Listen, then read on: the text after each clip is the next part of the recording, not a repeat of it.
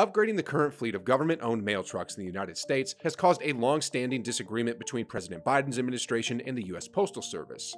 There is a consensus from both parties to change these trucks, but the government wants them to be powered by an electric. USPS, however, would rather have them powered by good old-fashioned gasoline fuel. And from the looks of things, we've not seen the last of this controversial back and forth just yet. So, in today's video, we'll be discussing the big problem with US mail trucks going electric. But that's not all. We'll also unveil the features of the new delivery trucks towards the tail end of the video, so make sure to stick around. First things first, let's get a background story to this whole conflict. Sometime in 2015, the United States Postal Service decided it was time to phase out its Grumman long-life vehicles. At the time, there were about 150,000 units of these rugged trucks in active service, and most of them have existed since the late 80s or early 90s. Basically, the long-life delivery trucks have outlived their stipulated lifespan, and some were hitting the self-destruct button as well. Between September 2014 and October 2020, 407 USPS mail trucks had caught fire. That's around one truck going up into a ball of flames every 5.5 days. Without a doubt, it was time for them to retire.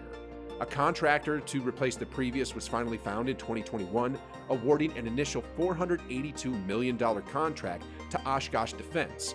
The entire contract is actually worth $11.3 billion for around 50 to 165,000 trucks over the entirety of the next decade. During the long research for this suitable contractor, in 2019 to be specific, Biden decided he wanted half of all the new vehicles sold in America to be fully electric by 2030. As part of that goal, he asked that all 645,000 federal, state, local, and tribal fleets, including the 225,000 vehicles owned by the Postal Service, be phased out gradually and replaced with pure electric vehicles. To avoid any misconception, the president went ahead to sign an executive order to this effect. Well, it seems like the Postal Service officials didn't get the memo. Initially, the USPS looked to be following the directive, but then, all of a sudden, they decided to do the exact opposite, and consequently violating the executive order made by President Joe Biden. How did things go south?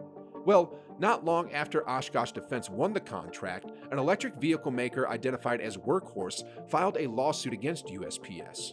Actually, Workhorse is one of the companies that submitted bids for the contract, so their criticism of Oshkosh Defense can be interpreted as jealousy. However, some of the revelations contained in the lawsuit are worth investigating.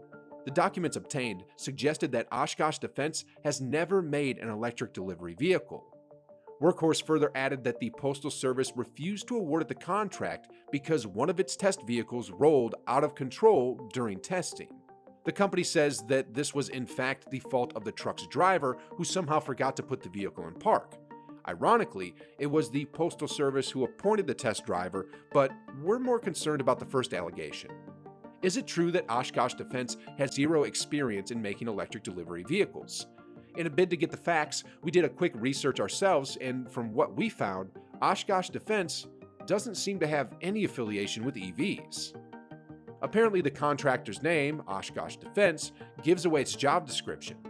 A section of the company's official website describes it as a global leader in the design, production, and sustainment of military vehicles and mobility systems. If Oshkosh Defense doesn't have enough EV experience, why then were they awarded the contract in the first place? And that's the million-dollar question we cannot answer. Well, $482 million to be exact. Even Congress cannot seem to solve this puzzle, so we might as well let it slide. Moving on though, Oshkosh Defense has been awarded the contract, and it doesn't seem like they'll relinquish it anytime soon. So how about we discuss the proposed mail trucks themselves? The prototype design submitted by Oshkosh Defense confirms that the new mail trucks will have two powertrain options. This means they can either be powered by an internal combustion engine or electric motor, and that makes them flexible enough to serve all routes. Unlike the current mail trucks, the incoming fleet will have air conditioning as well as other features such as forward collision warning, airbag, blind spot warning, and many more. Another interesting note is that the powertrain in these trucks will be convertible. What does this mean? So let's say a mail truck is built with electric motors, but there are no chargers on its route. Engineers can simply take out the motors and replace it with an internal combustion engine, and vice versa. However, following President Biden's directive on the electrification of government-owned vehicles, the expectation was that the Postal Service would prioritize acquiring more EV trucks. That seemed to be the motivation behind the project itself. But to our greatest surprise, the Postal Service has other ideas. To put it in plain text, USPS doesn't exactly fancy electric mail trucks. As a result, the agency has said 9% of the incoming trucks will be powered by gasoline engines and only a mere 10% will run electric. According to reports, 3 congressional delegates from Ohio and California are calling for an investigation into the contract. The Environmental Protection Agency has appealed both verbally and in writing to the USPS that the decision to buy more internal combustion engine trucks be reversed or at least reconsidered. But apparently Postmaster General Louis DeJoy is hell-bent on carrying on with his plans. In fairness to him, though, he says the fragile financial condition of the USPS is the primary motivation behind his decision. Before we continue our discussion, if you've enjoyed this video, please make sure to like and subscribe to our channel for more content just like this. Every year, federal vehicles travel across 4.5 billion miles, consuming up to 400 million gallons of gasoline and leaving behind over 7 billion pounds of planet-warming greenhouse gases. According to The Guardian, the new gas-powered mail trucks would have far worse fuel efficiency than most pickup trucks in the auto market. It's either the USPS are unaware of this or they're just plain unbothered by it. EPA Associate Administrator Vicky Arroyo says Louis DeJoy's resolve to forge ahead with his plan will result in $900 million worth of climate damage.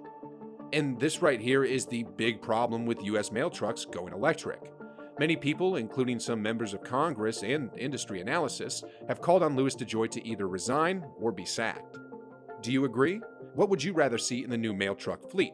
More of the traditional combustion engine types or more electric-powered vehicles? Let us know in the comment section below. If you enjoyed this video, please make sure to like and subscribe, and we'll see you in the next video.